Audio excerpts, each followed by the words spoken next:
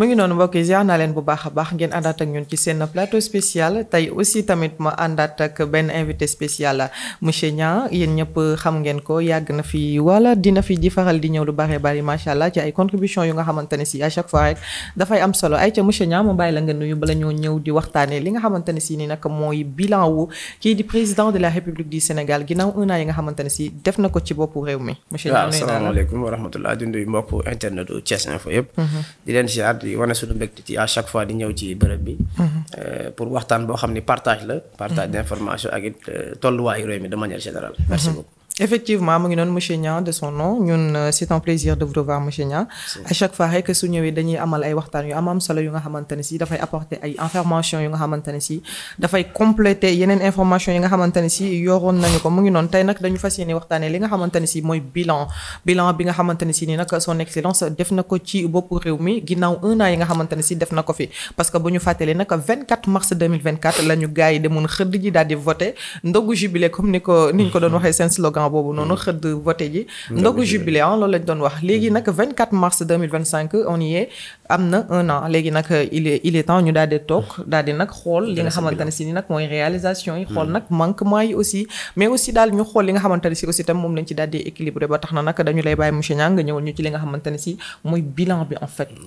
en un mot tey ji boo doon wax bilan bi tey ji bilan bi positif négatif noo ñu ko mën a waxee waaw le bilan li nga wax am na solo parce que bilan bi c'est un bilan à mi-parcours parce que n'oublions pas que le mandat quand même c'est 5 ans effectivement donc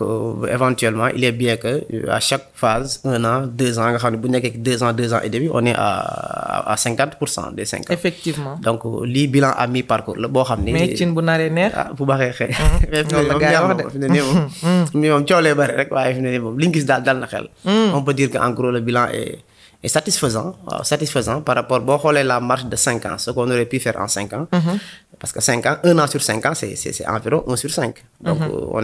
est même pas à un tiers du mandat effectivement donc, par rapport aux jalons qui sont posés parce que en une année à vrai dire réalisation concrète mënu ci nekk une année xanaa kër sax ku ko doon tabax yaakaar naa du mën a pare effectivement donc une année li ñu doon xaar mooy des jalons yu ñu posé te loolu je pense que ni effectivement le gouvernement l'a réussi actuellement la ligne directrice du gouvernement ñëpp xam nañ ko fi ñu jëm ñëpp xam nañ ko te c'est l'essentiel d'accord ci biir bilan boobee noonu tey ji li ñuy njëkk a wax mooy dund gi parce que jàpp naa ni que dund moo gën a ñeel ñi nga xamante ne si ni ndey ji ñooy sénégalais am na ñu bari ñu nga xamante ne si ñuy opposé dañ naan askan wi dañu xiif et tey ji nii bu ngeen ñu doon wax ci li nga xamante ne si mooy seen bilan ci wàllum coût de la vie cherté dund beeg li nga xamante ne si mooy inflation yi tey ji nii lan ngeen ci apporté lan ngeen ci tegagum parce que aussi tamit c'est vrai que 1 an sur 5 ans mënaguñ cee def benn réalisation bu nga xamante ne si nii voilà c'est grandiose mais mën nañ cee teg li nga xamante ne si mooy les premiers pas pour wane ni que lii voilà d'ici une année d'ici 2 ans wala 3 dinañ gis li nga xamante ne si mooy changement réel ci wàllum coût de la vie bi tey jii nii yan point lañ ci jot a tegagum waaw sur cela je pense que le problème la vie bon on dit que la tendance actuelle marché bi ñun ñëpp ñu ngi koy gis nous avons un marché boo xam ni en quelque sorte mën nañ ni l'inflation est maîtrisée parce que je pense que ni ko loolu normalement kon bilan économique lay dugg wala socio-économique fa lay gën a dugg dund gi nag li nga wax sax dafa englobé lu bari li ci jiitu nga xam ni moo nekk ci xelu ñëpp te moom le sénégalais lambda li ko yitteel mooy li muy lekk ak di ko naan effectivement loolu mooy dund élément de base ce qu'on appelle les denrées de première nécessité parce que il y a une classification des besoins am na yoo xam ne c'est des questions de denrées nit ñi li ñuy lekk ak li ñuy naan am na yoo xam ne c'est des besoins secondaires am na courant ndox am na yoo xam ne c'est des besoins de type tertiaire par exemple ay bu ma feebaree nan lay fajoog ndax dina am connectivité internet ndax fi ma nekk am na ay route ak yooyu yëpp c'est une certaine classification des besoins denrées de première nécessité voilà très bien donc muy ceeb bi diwlin bi et cetera je pense que ñëpp gis nañ les efforts du gouvernement en un an je pense fi mu jugee fi mu nekkoon avant ak gouvernement bindikee ils ont essayé de faire un effort wàññi ko bon wàññi bi que ça soit conséquent ou pas pour ñenn ñi dañ mën a juger ni bariwul bon 50 francs sur le prix le kilo du riz yenn denrées yi ay 25 francs huile bi et cetera voilà ci mburu bi et tout bon ñu gis ne quand même am na jàngat bu ñu ci war a jàngat en termes de bilan boo xam ni les actes que le gouvernement a posés sont salutaires mais am na jàngat bu ñu ci war a def parce que man li may bokk Pastef di far avant tout sénégalais la boo xam ne damaa yor sama kër am samay dëkkandoo am ay mbokk am ay nit ñi nga gis ci dëkk bi am na loo xam ne boo ko waxee ci bëtu ñi sax du am sens quoi bëgg a taxaw ni rek dressé ni que ni tous les indicateurs sont au vert loolu ça n'a pas de sens donc il y a les efforts du gouvernement loolu ñëpp gis nañ ko li nga wax ni c'est des informations maintenant la réalité du marché dafa wane leneen la réalité du marché. dafa wane ni parfois le problème bi yàgg am au Sénégal sur le problème de la stabilité financière nga xam da ngay ñëw tey jii benn côté bi ñu ne la lii la nga dem ci benn localité ñu ne la loolu daf ñu war a yeewaat sur modèle économique gu commerce Sénégal ni ñu ko war a tëggaatee. est-ce que ni muy demee nii gouvernement bu ñëw même boo wàññi woon les prix à moitié sax. est-ce que bu dawee tuuti. di nga am maîtrise du marché yi ba mën a maintenir ce prix. je pense que ni non. boo xoolee gouvernement malgré les mesures yu mu teg.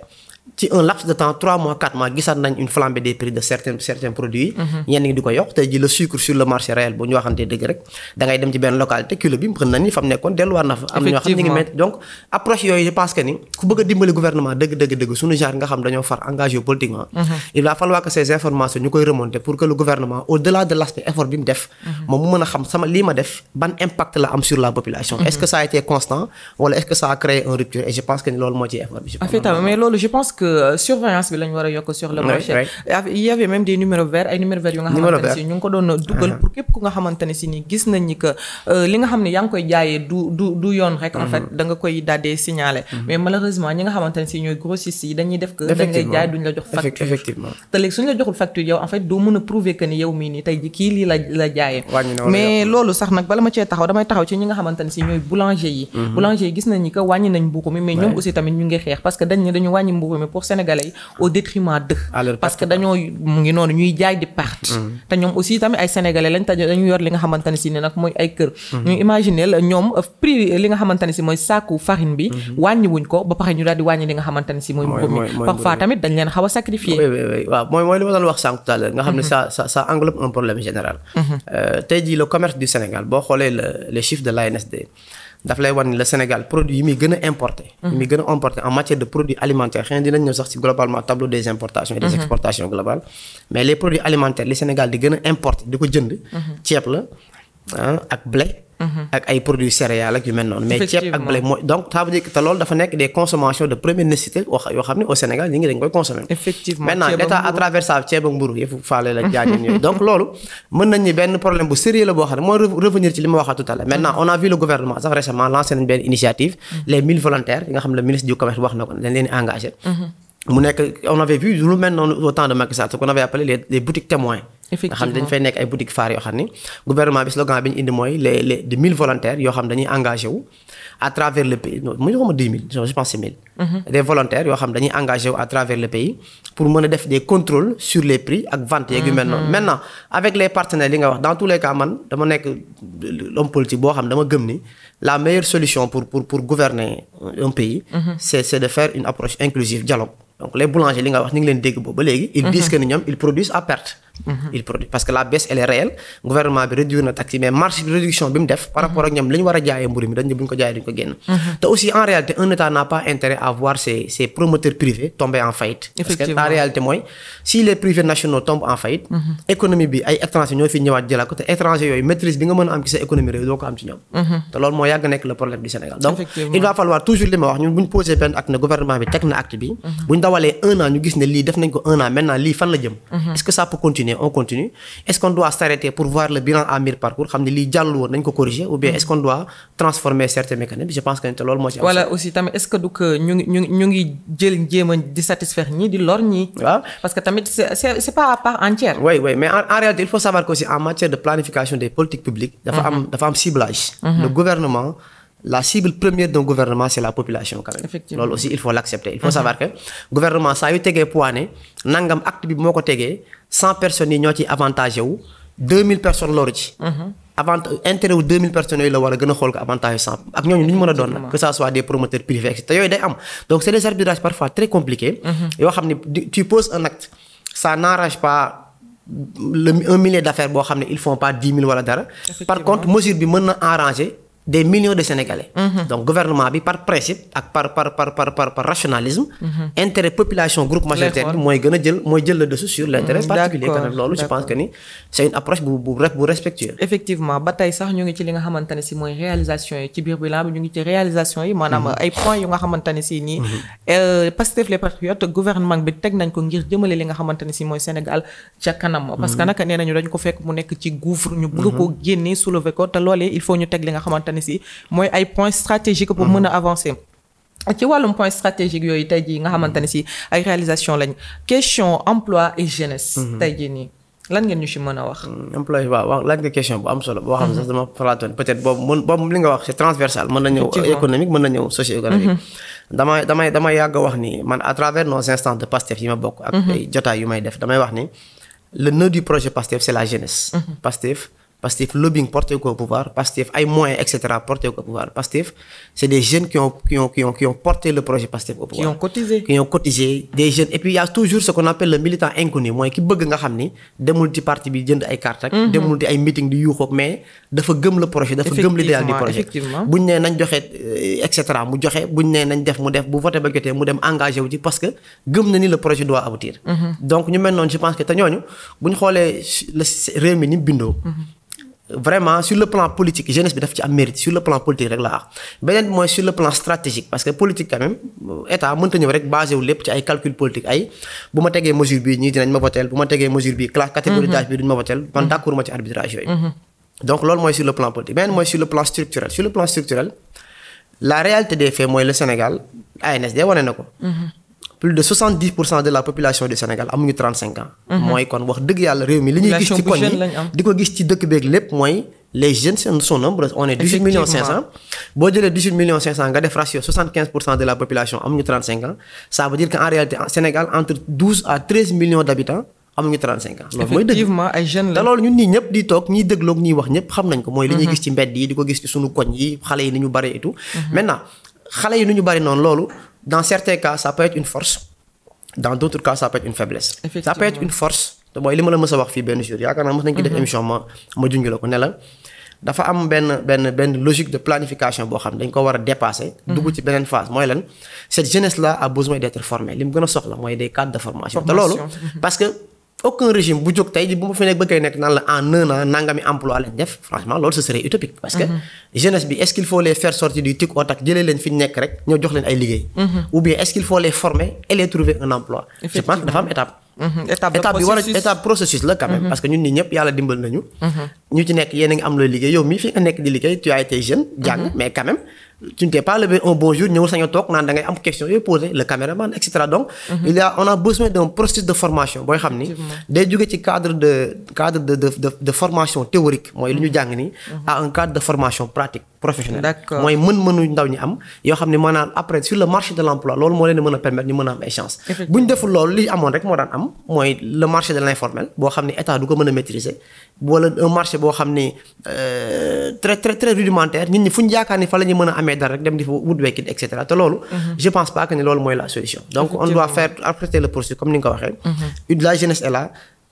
mettre le cap sur la formation d'abord des jeunes et maintenant assainir le cadre des formations pour que formation yi mën a adéquat ak le marché de l'emploi. Effectivement formation yi il faut mu daal di adéquat ak li nga xamante ne si mooy le marché de l'emploi parce que nit lu mu jàngul du ko tari lu mu amul formation aussi du ko daal di liggéey loolu c'est bien vrai mais tey jii li nga xamante ne si mooy école yi wala je peux dire université yi sax tey jii ni gis nañ ni que ñoom ñu ngi nekk en grève ñoom ñu ci bari ñoom lu ñuy grève ñu ni condition yi nga xamante ne si ñoom ci lañu leen teg dafa métti amuñu condition de vie yu sain mënuñu nekk di jàng li nga xamante ne si voilà mooy seenug jàng tey jii ni ñoom ñooñee tey jii sax lu ci ëpp aussi tamit théorie lañ leen di jàngal au lieu de la pratique ñoom théorie la ñuy jàng foofu da ngay obligé yow nga gis jeune bu nga xamante ne si day génn université dem defi li nga xamante ne si mooy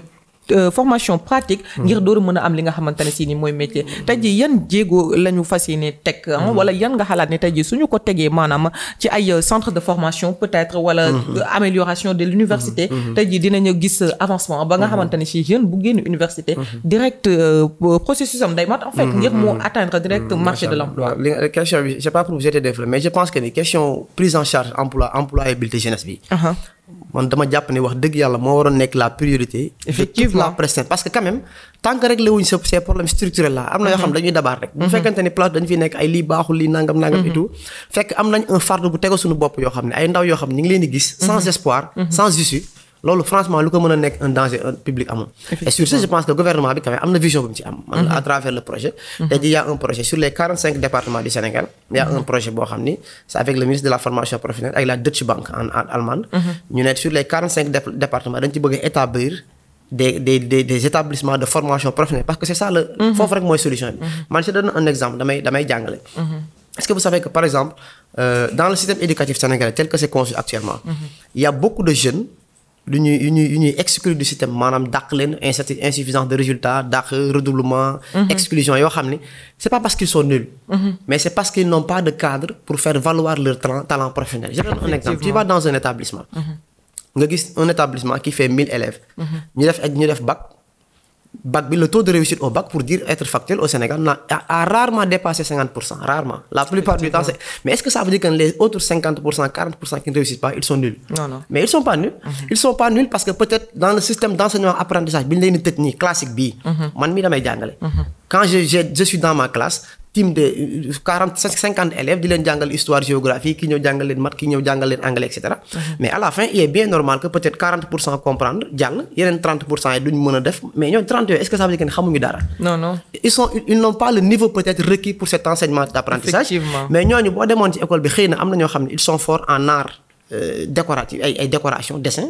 am na ñoo xam ne boo leen jëloon formé loon ci lu mel ni électricité wala dara ils seraient des génies. am na ñoo xam ne boo leen jëloon yóbbu leen ci structure métallique ils seraient des génies dafa am benn borom xam-xam bu expliquer les formes d'intelligence te loolu ñun dama koy wax souvent ne ñun dafa am benn intelligence cognitive bu ñu jàpp rek ne mooy xam-xam mooy xale yi dem ci école jàngi am moyenne nangam ñu ne aay na am moyenne 15 ñu ne moyenne am moyenne te loolu en réalité loolu indicateur rek mais c'est pas tout am na ñoo xam ne ils ont ce qu'on appelle l'intelligence corporelle am na ñoo xam ne seen xarañte ci seen yaram la nekk am na ñoo xam ne seen intelligence c'est environnemental ci jaww ji mooy la créativité am na élève boo xam ne bu demee école il peut être le dernier de la classe mais boo tegoon fi ay outils teg fi ay weñ ay përëm ay nangam mu defal la machine bi daw mais kooku est-ce que ça veut dire que il est nul non mais kooku ça veut dire mais dans quel cadre la war a mën a wan expertise am mais expertise am da nga koy déplacer ci cadre boobu wan ko ne ko au-delà de cet enseignement cognitif généraliste bi nga xam ne mooy enseignement apprentissage am na benn cadre de formation boo xam ne boo amul chance ci bii mën a am ci chance ci bii loolu c'est une solution. La deuxième solution mooy il faut qu'on parvienne à benn borom xam ne li ma sa wax Sénégal mooy repenser le monde de l'emploi au Sénégal il faut ñu décomplexer l'emploi au Sénégal il faut que les gens arrêtent de penser que liggéey mooy toog ci bureau effectivement man madame je vous donne dama mës a am benn élève un de mes meilleurs élèves ci expérience bi ma mës a nekk ma leen expliquer sur ma laaj benn xale ne ko qui était très bien quand même, qui a un très bon niveau. Actuellement, il est à l'université. Maniko, après tes études au bac, qu'est-ce que tu aimerais faire? Moi, maniko, bon, je vais influencer indirectement, les quatre élèves. Maniko, est-ce que ça ne t'intéresserait pas à def ingénierie agronome? Je pensais à l'ENSA de Thiès, puisque fi la nek gis ñi fi jang et tout. Dans ma famille, am nañu fa jaar et tout. Maniko ingénieur agronome, mu ne ma lool maniko ingénieur agronome ngay doon. Tu sais ce qu'il m'a répondu? C'était dans le Saloum. Mu ne ma non, monsieur man, mënuma jang li ma ci ba paré am bac dem di jangi bay. Tu te rends compte dem di jàng bay parce que dans sa conscience moom il a le complexe il pense que ni jàng ba am nekk le meilleur élève du lycée dem université ñëw nekk ingénieur agronome ñu ne lu muy liggéey mu ne day bay loolu échec la ci ñoom parce que on a un état boo xam ni wala système mentalité bu ñu yor boo xam ni jàpp nañ ni bay yëfu baadoola la effectivement jàpp nañ ni napp yëfu baadoola jàpp nañ ni entrepreneur taaba yëfu échec la loolu il va falloir que ñu repenser loolu mooy mel ni tant que yegguñu ci mën a gis un étudiant bu toog dem ba am maîtrise am wala mu am licence am mais mu def entrepreneuriat dem di def jàng nu ñuy yoree mbay wala nu ñuy organiser ay et cetera rek le système ne va pas marcher parce que ce système d'enseignement apprentissage bii ñu wax nii muy dem nii rek ñëpp ñun ñi ci nekk xam nañ ko ñi nekk ci kaw au sommet xam nañ ko maintenant est-ce qu'il va falloir mooy yi ko war dëggantaan am nañ ko question bu am solo nga laaj boo xam ni yaakaar naa ni mérite la pour ñëpp tous les segments de ce pays là toog di ci xalaat di ci pension parce que nii muy doxe nii en réalité mën da wéy effectivement ci l'école yi je pense que mbirum spécialisation nga doon bëgg a wax genre ñi nga xamante ne si lii lañ aay ñu évaluer leen ci li ñu jàng ci li ñu mën en fait ñee li ñu mën ñu bàyyi leen ci mais aussi décomplexer ñi nga xamante ne si ñooy gars yi aussi tamit lu am solo la parce que des fois da ngay am ñu nga xamante ne si peut-être dessin la ñu mën wala leneen la ñu mën mais dañuy am complexe bi jàpp ni que am na ñoo xam ne seen xarañteef ci seen i loxo la nekk effectivement am na ñoo xam ne li ñu mën seen xel la nekk mais am na ñoo xam ne seen xarañteef ci seen i loxo la nekk effectivement loolu donner la chance de réussir ça. léegi ku ko xamante ne si tey jii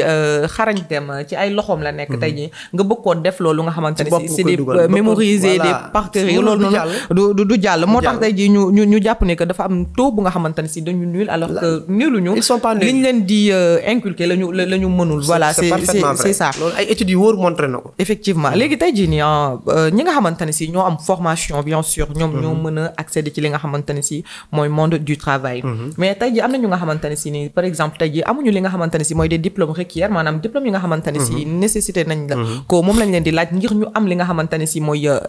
travail yenn yi mais ñooñu noonu tey ji tamit am na ñu ci bari ñu ngi dem entreprendre pour seen bopp am na ñu ci bari ñu ngi am yeneen liggéey est-ce que tey ji état warul toog daal di xool nu mu leen subventionné ngir ñu am li nga xamante ne si mooy seen yëfu bopp wala aussi tamit nu mu leen jëlee naam amuñu li nga xamante ne si par exemple mooy baccalauréat wala BFEM nu ñu leen spécialisé parce que tamit xam naa ne suñu leen formé en un temps record mën nañu mën li nga xamante ne si mooy utiliser yenn outils yi pourquoi pas ñu def ko loolu comme ça ñoom aussi ñu mën a intégrer li nga xamante ne si mooy le monde du travail. macha allah ça voit que ne question bi xam naa ni kii taw wax dëgg yàlla c'est normal parce que enjeu bi mu am ci réew mi man góob ni mën nañoo am priorité bu raw cette jeunesse sénégalaise. effectivement wala boog bu ñu ko defee on fera une fuite en avant boo xam daf ñuy dabaat rek. te loolu li nga wax li ci am solo vous avez parlé tantôt des structures de financement. les structures de financement sont là depuis longtemps wax dëgg yàlla DER FONGIP et cetera bari na ay structures de financement ministre de la microfinance ministre de et cetera bari na. mais dafa am lu ma ci yàgg a wax ba tey mës naa la ko wax fii. je pense moo jum dama wax ni dafa am benn décalage bu am entre les milieux élitistes gouvernantes ak le bas peuple xam nga tey jii la jeunesse xale yi nekk mbedd nii maanaam dawal Jakarta def menee pour nga xam ni xamuñu yenn kii ils sont dans leur truc quoi ñoom seen yëfi bopp mais xale yooyu ces structures de financement am na ñoo xam ne boo leen ñëwoon den wax DER rek nangam sax xamuñu ko ñu ko xam parce que en réalité DER je donne un exemple du DER man bindal naa ay nit man projet DER déposer leen mais DER pour nga bind fa projet déposer ko ne il faut nga jàng parce que DER c'est une plateforme qu'il donne plateforme boobu da ngay bind projet bi sous format PDF format papier format physique ak format PDF dugal ko fa mais loolu ñi jàng ñëpp dañ ko mën ñaata ne tey jii am nañu jàng ba pare boo jëloon benn dossier ne leen dugal ko ci email bi mënuñu ko léegi yooyu tu vas trouver des jeunes théoriquement tu vas dire voilà financement yaa ngi fi mais quand tu demandes à des jeunes bindal sa projet dugal ko ci site bi mais ñaata jeunes ñoo mën a bind ay jeunes du ko dugal ci ay site te fekk ANSD ma waxaat la ba tey nee na la am na plus de 35% de la jeunesse sénégalaise boo xam ne ils sont ni éduqués ni formés. jàngaluñ leen formé wuñ leen. kuñ jàngalu formé wu ko nan lay duggee ci plateforme di mën a xam email di dugal adresse am di télécharger ay documents di envoyer di ko mënu ko. donc il y a des préalables maintenant am na ay alternatives nag yu ci am yoo xam ne man yàgg naa ko man dama gëm ni. développement ça se contextualise on n'a pas besoin ces modèles de développement yooyu dafa am. parce que yu mel ni structure de financement yi ay Europe dafa am. à travers ay France ak yu mel noonu dañ ko am ay plateformes yoo xam dañ naan wala nga jël sa projet dugal ko fa am nañu néew ma ñëpp ko mënul nag. am nañu ko mën. mais une bonne partie de la jeunesse mënuñu ko. mais tey jii ñun nous avons des socles yoo xam dañ cee war a baax te chaque fois ma wax ko. récemment dégg na le ministère de la jeunesse de la culture et du sport mu ne dañoo bëgg changer approche mouvement boo ju mës naa wax naa la ko fi bi ma fi effectivement ci ASC wax naa la ko wax naa la te yàlla xam na xëy na il nous a donné raison parce que il a même dit que dafa bëgg que les ASC nekk des leviers de développement mais comment les ASC vont être les leviers de développement comment elle n'a pas dit comment man dama ci bokk far ci mais comment mooy lan les ASC tant qu'on les laisse à l'état libre comme ça ils vont être des ASC boo xam ne actuellement doo dégg mouvement benn ASC on est quel mois on est mars avril parce que nawetaan jeex na doo dégg mouvement wu benn ASC kañ nga leen dégg juin ñu dañuy jënd ay jours juillet ñu jiyee kuñ gañe nga xeex août mouvement nawetaan jeex après ñu reprendre mais loolu ça n'a pas de sens. effectivement te wax naa la ko fii y a pas un instance plus inclusif que le mouvement nawetaan. mouvement nawetaan ngay dem même dans les villages les plus reculés du Sénégal ils s'organisent en 3 villages 4 villages pour avoir une équipe de nawetaan te dañuy am récépissé am papier légal am cadre bu ñuy fonctionner. mais parmi dans ces mouvements de nawetaan là war nañ ko mën a utiliser mu nekk des instances de base. sur les rudiments de l'entrepreneuriat. maanaam man je me dis que ni Thiès gi tey gi je donne un exemple Thiès gi ban quartier nga fiy dugg dafa fekk benn jeune buy def droit. mara mën a jàng un acte réglementaire nu ñu koy rédiger nu ñu koy adapté. ban quartier ngay dugg dafa fekk jeune buy def économie war a mën a jàng à travers son équipe de nawetaan nan lay defee benn PV financier nan lay defee planification financière. ban équipe de nawetaan ngay dugg dafa fekk une femme boo xam ne mi ngi def. dox daje la daal mais dox daje la. ñoom ñëpp fay daje mais synergie boobu noonu ça doit être une force. xale yooyu di dajaloo. il va falloir ñëw organiser leen. et puis donner un tonus réel à ce mouvement nawetaan là. man mii di wax ak yow sama quartier je suis membre laa ci bureau ASC yi. mais man dama koy wax fu ma nekk. nii ASC yi di doxee baaxul te ci échec la. effectivement ça ne fait créer des problèmes. il faut ñu gën leen instance la boo xam ne mën nañ ci jaar politique yi ñuy wax nii yëpp il faut décentraliser ces politiques mu jaar ci base bi mën a yéeg mais pas faire le top down là top down mooy ni ñu daan def rek. ministère bee jógee ci kaw toog benn plateau nee nañ ministre jël na décision nangam décision yi wàcc. loolu du dox. il faut faire l'inverse le down top ou bien le bottom up comme on dit dans le management mooy décision yi di jógee ci suuf. ñi ci suuf di yéeg ci kaw newetaani. maanaam daal ñuy gëstu ci suuf newetaani association de famille association ville et cetera maintenant faire la pyramide vers le sommet. effectivement d'accord tey jii nag ngeen woote li nga xamante ne si mooy gouvernance et transparence je pense que vous allez être transparent yan ñoo nekk li nga xamante ne si mooy fay yi nga xamante ne si seetlu ngeen ko en un an de gouvernance. dans la gouvernance de Pastef du de gouvernement. Pastef bien sûr ci 1 an yan Là vous me servez une patate chaude là. non mais non vous avez appelé à la transparence Oui. transparence la ñu woote instant yéen lan ngeen xalaat ni tey jii moo fi nekk mais objectivement je pense que madame régime bi moom la question de la transparence moom kenn du leen ci jàmm. non régime bi en 1 an moom ci li ñu doxalagum. on peut ne pas être d'accord sur les politiques. mën na nekk nag mën nañ teg benn mesure nga ni lii ànduma ci bii jubul lii baaxul lii loolu moom c'est normal. on est dans la vie politique. mais en matière de transparence man je pense que ni régime Pastef nit ña mu fi luubal ku ko fi def xam nga li la ciy fekk. franchement tey jii bon vous êtes journaliste vous êtes sur le terrain. il vous sera très difficile de me dire que dossier tel am na benn rubrique manque de transparence bu ci décrété wala dara et cetera bon on a tous entendu le cas de Lazer et tout. effectivement mais je pense que ni fi mujj lépp leer na quand même. effectivement transparence ngeen woote donc je veux que vous soyez transparent yan nga gis ni que lii ay failles la ay manquements la yu nga xamante ne si ni bu ñu ko doxalee woon nii nii amaana tey jii peuple bi dinañ gën a am satisfaction. dinañ gën a am satisfaction ci li nga xamante ne man je suis très content ci question bi nga avant dernière question bi nga ma laaj. te loolu dama ko sax jàppoon avant may ñëw fii. dafa am dans la nomenclature du gouvernement par exemple. pour faire parce que quand même il serait utopique toog fi bëgg a wax ni lépp baax na loolu moom nit ku baax na du ko def parce que li ñuy wax toute œuvre humaine n'étant pas parfaite gouvernance yi ci nekk étant des hommes il ne peut pas être parfait amul lenn loo mën a def loo xam ne lépp ay baax loolu c'est pas possible par exemple man je pense que ni le ministère de la jeunesse de la culture ak sport dañ ko war a éclater waaw dañ ko war a éclater loolu c'était une idée dañ ko war a éclater on doit l'éclater en 3 ou bien en 2 ministères parce que bàyyi ministère bi comme ça ni en 1 an d'accord la femme bi je pense c'est Fatou Touram elle a toujours été au front sur le plan sportif sport rek dafa doy la culture bu ñu waxantee dëgg la culture est omise au second plan la jeunesse n'en parlons pas amul benn politique structurelle bu ñu mën a teg boo xam dinañ ni lii la planification parce que en matière de politique aussi c'est le management c'est des arbitrages mais aussi c'est une planification c'est une planification dans le moyen terme c'est une planification dans le long terme mooy en 1 an 2 ans fii la ñu war a dem en 5 ans fii la ñu war a dem n'oubliez pas que programme 2050 bi c'est divisé en plans quinquennaux par 5 ans lañu ko éclater aujourd'hui on doit être en mesure de savoir d'ici 2029 fan la ñu war a toll ci employabilité des jeunes ci formation des jeunes sur la culture fan la ñu war a déplacer pion bi yóbbu ko fan sur le sport fan la ñu ko war a jëlee fan la ñu ko war a yóbbu je pense que c'est de trop quand même parce que c'est un ministère bu ñu boole de trop boo xam ne il va falloir l'éclater obligatoirement parce que bu ñu ko deful rek je pense que ni ce sera du regret quoi on doit éclater ce ministère. D'accord mais yow loolu qu'est-ce que nga gis comme faille. Ah oui, vous m'avez posé la question sur la gouvernance bon à part ça quand même je pense que ni les choses vont. D'accord mais tey jii li nga xamante ne si par exemple mooy insécurité bi nekk ci réew mi. est-ce que amul ay failles. parce que dañu nemmeeku que ni depuis lors ñu toog peut-être aussi je dis pas que ñoom la mais tombé mais est-ce que tey jii tamit comme ci ñoom ci li nga xamante ne si mooy seen nguur la daal di tombé insécurité daal di am li nga xamante ne si aussi mooy instabilité je veux dire daal di am instabilité politique je veux dire parce que nag tey jii ki nga xamante ne si mooy président Ousmane Sonko bi mu fiy nekk fii nii bëgg a falu fii nii instabilité amoon na fi te ñun ñëpp dañu jugoon ngir jàppale ko jeunesse bi jug jàppale ki nga xamante ne si mooy moom ngir mu daal di yéeg mais tey jii est-ce que ni ñu gisee nga xamante ne si toog na fii nii est-ce que amul benn faille ci ni nga xamante ne si moom la waroon doxale ak ñi nga xamante ne si ñoo nekk ci ku jege parce que dund na ko gis na ko mais aussi insécurité bi ñu nemmeeku aussi tamit ci réew mi insécurité bi di planer de trop insécurité publique bi je peux être d'accord insécurité publique je veux dire mais dans la vie politique attention insécurité publique bi effectivement ñun ñëpp ñu ngi koy ressentir fii nii à Thiès xam nga taxaw mooy li ma wax sànq rek madame bëgg a def politique wala taxaw wax nit ñi am na yoo xam ne boo ko wax danañ lay xeeb xam nga Thiès gi boo am na sax ñu proposé woon ñu ni ko dañuy def ay vidéo surveillance ci li nga xamante ne ay police de proximité renforcer les dispositifs dégg naa yooyu yëpp à travers des groupes intéressants ici à Thiès ay Thiès en marche mais déggatuñ ci dara déggatuñ voilà c'est ça insécurité publique bi li nga wax c'est tributaire de plusieurs facteurs y a ville yi seen taille ni muy yokkee et tout population bi ni ñuy yokkee et tout ak li ñu doon wax sànq rek parce que cible première bi war a nekk une jeunesse pour régler le problème de la sécurité mais parce que sécurité dafa ça va de pair avec la pauvreté loolu étude yëpp la sécurité et pauvreté sont liées maintenant un problème est-ce qu'il va falloir s'attaquer au tronc ou bien wala feuille mais je pense qu'il va falloir s'attaquer aux racines les racines c'est quoi les racines c'est la pauvreté et c'est cette racine pauvreté yooyu la ñu war a attaquer les jeunes mettre quelque chose entre les mains des jeunes pour que problème bi di ko war a mën a régler ci mel ni emploi ñu am lu leen occupé amul alternative employabilité il faut que ñin ñi am luñ téye mais ñi amul luñ téye am yaakaar ci am luñ téye c'est important la notion d'espoir de l'emploi c'est très important effectivement waaw diggante président Ousmane Sonko ak opposition bi y a pas de faille non y a pas de faille parce que man je me dis que ni on a une opposition boo xam ni qui est subdivisée en plusieurs catégories parce que tey jii parler d'une opposition générale nii rek ce serait un peu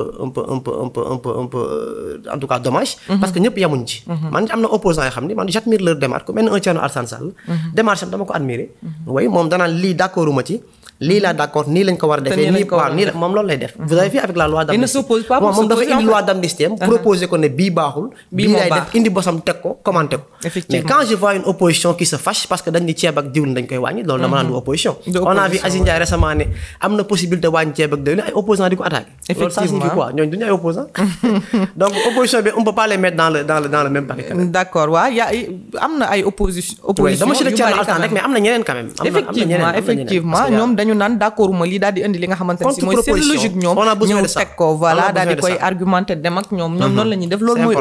opposition bu sain et responsable effectivement mais am na ñeneen ñu nga xamante ne si peut-être dañuy opposer pour juste opposer pour exister et puis bon ça n'a pas de sens mais tey jii 4 ans moo des ci li nga xamante ne si mooy premier mandat bi lan nga jàpp ni que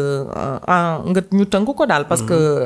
temps bi mu ngi waaj jax mais tey jii lan nga jàpp ne tey jii mooy nekk ay perspectives ci 4 ans yi nga xamante ne si tey jii moo desee pour seen premier mandat lu nga xamante ne si nii Sénégalais tey dinañ leen wóoluwaat joxaat leen li nga xamante ne si mooy réew mi second mandat bien sûr c'est important je pense que ci loolu sax logique bi ci gën a responsable mooy li am tey li nga xam ne démb ak tey mën naa ni wax loolu problème de la dette du Sénégal dafa am loo xam ne actuellement nous sommes un peu asphyxiés par la dette bi daf ñu xoj loolu alternative boobu tamit lii ñu fi wax ni yëpp employabilité régler le problème de nangam régler loolu tant que régler wuñ ce problème de la dette là duñ mën a dem man je pense que l'économie du Sénégal en termes de perspective puisque ci nga nekk à la fin de l'émission dafa am deux choses yu ñu war a régler yoo xam ne c'est par rapport à notre modèle économique dañu am modèle économique boo xam ne c'est un modèle économique d'importation dañoo basé wu de trop ci ay importation jéggaani deuxième bi mooy dañu am un modèle économique boo xam ne li fi nekk kas néew ci réew mi c'est extraverti mooy ay étrangers ñoo ki teg loxo alors qu'on a tant de jeunes on a tant de jeunes te ñaar yooyu yëpp am nañ ko solution par exemple bu ma ñëwee sur le cas du modèle d'importation boobu li ma la wax sànq les produits les plus importés au Sénégal ñett yi boo ko xoolee c'est les produits hydrocarbures les produits alimentaires ak les machines ak les ay pièces détachées yooyu mooy les 3 principaux produits sur les 3 principaux produits 2 yi am nañ possibilité régler ko dans le moyen terme mooy la question alimentaire les importations alimentaires yi Sénégal di def avec la politique de souveraineté alimentaire bii ñu gis ne gouvernement bi engagé na ko avec le ministre Mabouba Diagne on doit le poursuivre dans un futur proche dans le moyen terme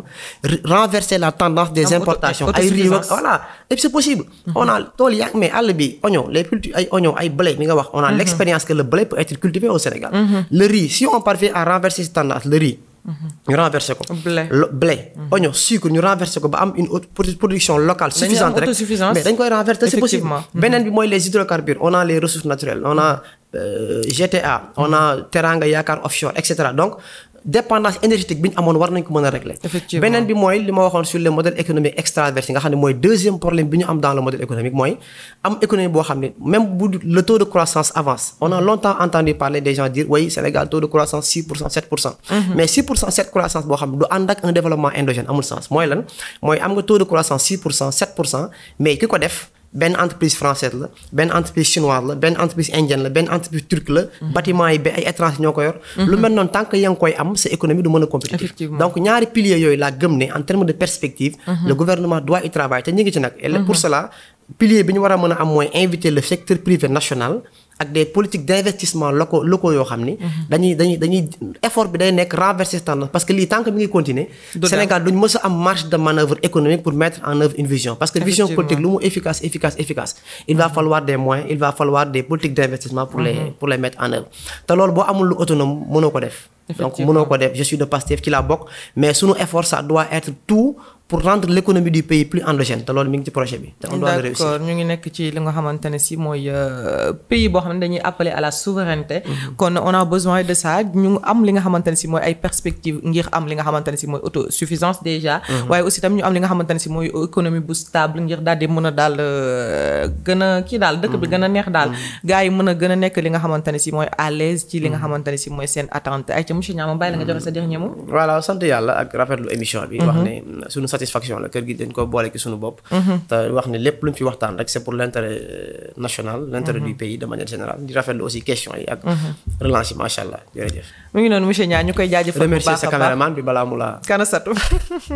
ku mooy la ko yéen mu ngi noonu gis nga ko mu laa dugal coup quoi noonu lay def mu ngi noonu c'était monsieur Niang à l'antenne dégg ngeen ko ñun ñëpp dégg nañu li nga xamante ne si mooy ay contribution yu am solo yi nga xamante ne si daf koy faxal di indi saa su ne bien qu'il est de Pastef dafay indi li nga xamante ne si mooy lu intéressé képp ku nga xamante ne si nii rek yow sénégalais nga mu ngi noonu indi na aussi tamit li nga xamante ne si mooy information de plus yu nga xam ne ku ne ku ko dégg rek ku ne di nga am li nga xamante ne si mooy information macha allah ñu koy rafetlu bu baax a baax di ko jaajëfal ci li nga xamante ne si mooy invitation bi nga xamante ne si accepté na ko ay ca monsieur Niang ñu ngi lay remercier bu baax a baax may remercier aussi tamit Kanasatou la coréenne moom moo nekkoon ci technique bi remercier équipe technique ci Info bi yëpp mais ñeen yi nga xamante ne si aussi yéenay bàyyi xel saa su ne rek di commenter aussi ñu ngi leen di remercier bu baax a baax ku lim jum rek képp ku ci nekk rek nuyu naa la cat ba cat nuyu naa leen yéen ñëpp ni ko tànde waxee ay ca jaajëfal leen jox leen di daje ba beneen incha allahu rabbi